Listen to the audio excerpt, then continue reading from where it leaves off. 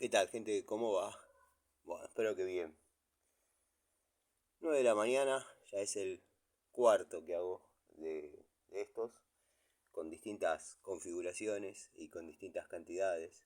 Bueno, este es un 3x1 concreto. También hice contrapiso, está dando el sol.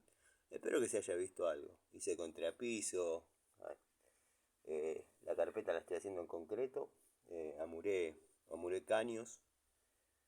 eh, También con concreto y estuve haciendo 6 baldes de arena, 2 de cal y medio de cemento, como para mampostería. Así que nada, dándole acá la pala. Espero que anden bien, con calor, más que nada por el movimiento repetitivo, pero nada grave. Vamos a esperar que chupe un poco y ya lo empastamos.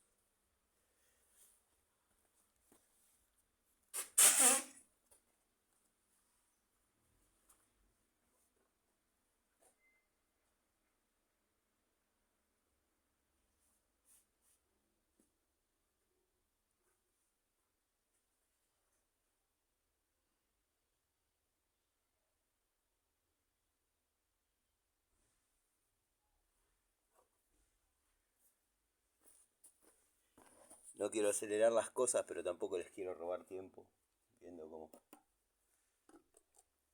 viendo cómo sé usar la pala, pero bueno, hay cada gil mostrando cómo se hace material y dije, ¿por qué no? Yo también mostrar cómo sé hacer material.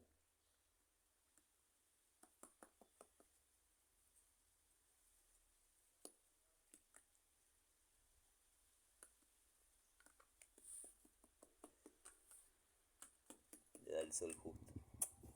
Esperemos que haya quedado bien. Video, digo.